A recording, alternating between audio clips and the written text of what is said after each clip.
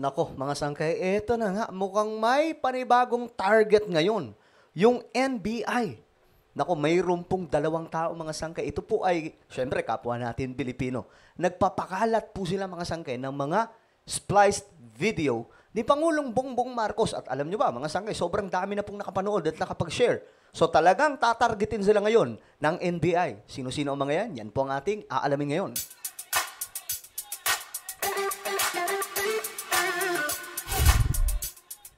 Yo guys, this is me. I'm back for another vlog today. Kamusta po mga kababayan, mga solid sangkay? I hope na ang lahat ay safe at okay lamang. So today nga po, pag-uusapan po natin itong 2 tao na nagpakalat mga sangkay ng video ni PBBM na kinatkat mga sangkay, pinutol-putol, then pinagtagpi-tagpi mga sangkay para palabasin na itong si Pangulong Bongbong Marcos ay may sinabing masama. At ito, kumakalat ito ngayon mga sangkay at marami sa ating mga kababayan ang napapaniwala. Diyos mo yung marimar.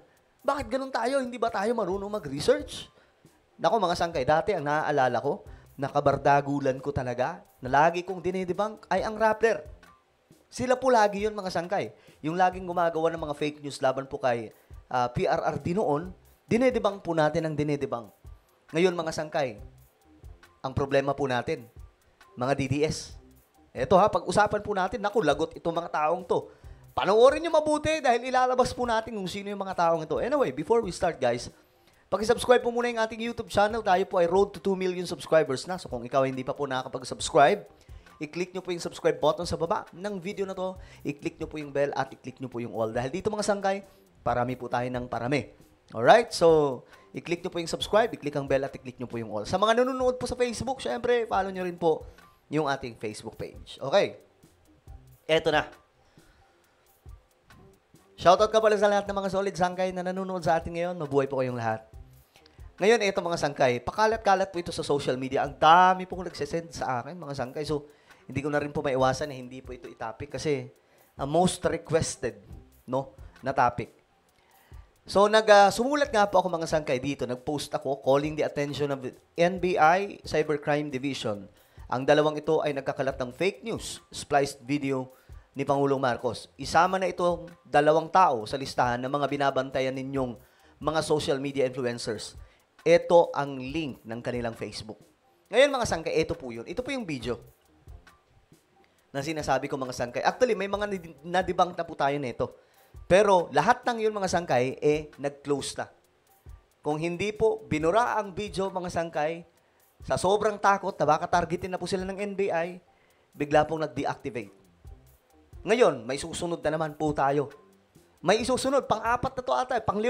4 at pang-5 mga sangkay. Ito po yung pinakapaalat nila. Pakinggan po natin. Teach 4-year-olds how to masturbate. That every child has the right to try different sexualities. Teach 4-year-olds how to masturbate. Yan po yung yan yung pinapakalat mga sangkay. Sabi po niya dito, maubabong, 4 years old, tudluan nag-pluk-pluk. Mga sangkay, ako naman, siyempre, hindi po tayo magsasalita dito nang hindi po natin na-screenshot yung kanya mga pinagsasabi. Ngayon, ito po yung taong ito mga sangkay. Ito yung una ha, itong first person.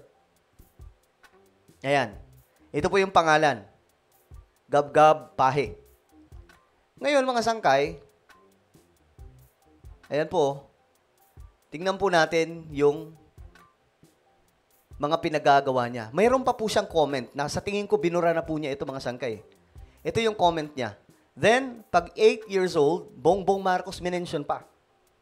Ito, basahin nyo na lang. Yan o. Then, pag 8 years old, Bongbong Marcos, hindi ako nabanggitin, baka madali tayo ni YouTube eh. Pinagsalitian pa po ng masama ang ating Pangulo. Ang pagkakaalam ko, binura na po niya mga sangkay itong kanyang comment. Natakot eh. Pero siyempre, na-screenshot na po natin. Ibig sabihin, recorded na po ito. Pwede na po tingnan ng NBI. Ngayon mga sangkay, tingnan po natin yung kanyang Facebook page. Facebook account. Bala. Kukulit ng mga to eh. Oh, mga sangkay. So, taga Davao City ba to? Hindi. Sabi dito, lives in Cebu, from Cebu City. Okay. Ngayon, mga sangkay, tuwang-tuwa siya, oh. Sa kalokohan niya, nagkaroon siya ng 45,000 followers. Thank you, mga idol and bashers, sabi po niya. Eh ngayon, good luck sa'yo, boy. Tatargetin ka na. Sigurado ako, sa dami ng views nun, sigurado ako, ikaw na yung target ngayon ng NBI. O, sabi pa po niya dito, daming troll account, mga tuta ni BBM. Good luck talaga sa'yo. Ngayon, ito po yung pinakalat niya. Mayroon na po, ito, NBI. Hello mga sir. Mayroon na pong 73,000 shares. Imagine mga sangkay kung gaano kalalayan. At mayroon pong 17,000 comments. At mayroon pong 37,000 na reaction. Ngayon mga sangkay, yung comment niya dito, ito, yung comment niya dito, hanapin natin to ha. Ito mga sangkay, hanapin natin yan kung andito pa. Kasi sa tingin ko wala na eh. O, hanapin natin. Wala na mga sangkay. Wala na. Tinanggal niya. Natakot mga sangkay. Pero siyempre, na-screenshot na po natin yan. At ang dami nga po nag-comment sa kanya. Sabi niya dito, delikado kanyan boss, Duterte supporter ako pero alam ko na putol yan. O kita nyo, dinibang siya ng sarili niyang kauri, mga sangkay. DDS din. Dinibang siya. O. Ngayon, mga sangkay, good luck talaga sa taong to. Yung full video at totoong video po ang i-post mo, sir, hindi yung putol. Sabi naman ng isa, ready ka na ba maghumimas ng... Ngayon ito, may mga nag-mention na dito, National Bureau of Investigation, Anti-Cyberbullying, etc. mga sangkay. So dito, minention na. So good luck sa taong ito. May kalalagyan to sigurado mga sangkay. Kasi ito mga sir, sa NBI, 10 million na po mahigit ang views nito sa kalokohan niya. At ito, mga sir, mayroon talaga siyang comment dito na matindi. Ayan po. Bagamat tanong ito, pero alam po natin ang intensyon ng tanong. Na parang sinasabi na po niya na ito yung gusto mong mangyari, Bongbong Marcos. 'Di ba? So ito po yung pangalan ng taong yan. Ayan po. Mga sir, hanapin nyo na lang po ito ha. Ipapaubaya ko na lang sa inyo ito. Ang importante, nakita po natin kung sino ang taong ito. O, ayan. Ayan po siya. Ayan po. Iyan yung hitsura niya. Good luck sa'yo, sir. Ako, walang personalan to. Talagang gusto lamang po natin i-debunk yung kalokohan mo. Kasi pangit yung ganito eh. Papalabas tayo ng mga mali-maling impormasyon. Ngayon, maliban dyan mga sangkay, may isa pa. Eto. Isa pa pong nagpapakalat niyan. Edited video po yun. I mean, hindi po siya edited na parang AI. Kinatkat po yung video. Eto mga sangkay, kinalat din po niya. Tuwang-tuwa pa ang loko. Ayan o, ito po yung pangalan. Artistang Hilaw. So mga sir, kayo na bahala ha. Yan po yung itsura niya. O, ayan. Good luck sa imuha. Good luck talaga. Ito, ilan na ba yung views nito? Parami po ng parami ang views nito. Naku po, mag-iingat tayong lahat sa mga ganitong klaseng gawain. Kasi kapag ka nadiin kayo, magrereklamo na naman kayo, sasabihin na naman ninyo, inaano kayo, ginigipit ng gobyerno. Ngayon guys, ito po yung original video niyan. Nagalit po mismo dito si PBBM dahil po sa panukalang yan ni Hontiveros. Sabi niya, tuturuan nyo yung mga bata na magganon. Kumbaga, kulang na lang mga sangkay. Pagsalitaan niya ng masama si Hontiveros dito. Panoorin nyo mga sangkay. Binabaliktad nila eh. Si BBM ayaw nun. Over the weekend, I finally read in detail Senate Bill 1979. Tingnan nyo kung gaano nang gigigil dito si PBBM ha. Naggalit po talaga siya dito mga sangkay. And I was shocked. Na-shock daw po siya. And I was appalled by some of the elements of that. Okay? Because this is all this woke that they are trying to bring into our system. You will teach Sabi niya, tuturuan mo ang isang bata 4-year-olds how to masturbate. That every child has the right to try different sexualities. Kita niyo mga sangkay, nagigets na ba yung ibig sabihin niya? This is ridiculous. Diba, this is ridiculous. Sabi po ni PBBM.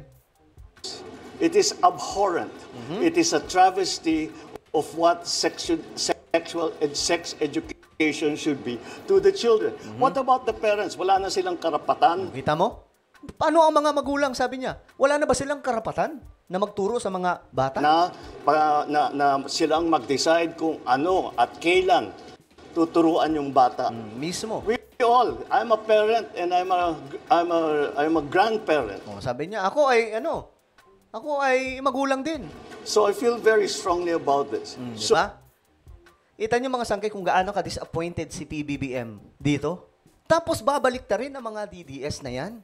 Wala akong problema kung may atake sila kay PBBM as long as totoo.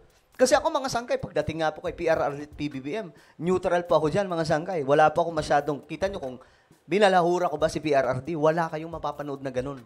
Na katulad ng ibang mga pro-government na vlogger na talagang binabakbakan si PRRD. Wala akong ganun mga sangkay. Nagde-debunk ako kay PRRD pero hindi ganun kalala. So dito mga sangkay, ganun din pong ginagawa natin. I don't care kung halimbawa may mga makamarcos din nagagawa na ito. Ide-debunk ko rin at ide-debunk. I-send lamang po sa akin. Pero kadalasan kasi sa nakikita natin ngayon, mga anti-government, hindi ba kayo nahihiya? Ito, mga sir, madam, ito, hindi ba kayo nahihiya sa mga pinaggagawa ninyo? Ito, tuwang-tuwa kayo sa mga kalokohan ninyo? O ngayon, good luck sa inyong lahat, ha? Good luck talaga. Walang burahan at ng video. Kapag ka natumbok kayo ng NBI, lagot talaga kayo. Ito yung problema sa bansa natin ngayon, eh. Naglipa na po yung fake news, edited video ni PBBM.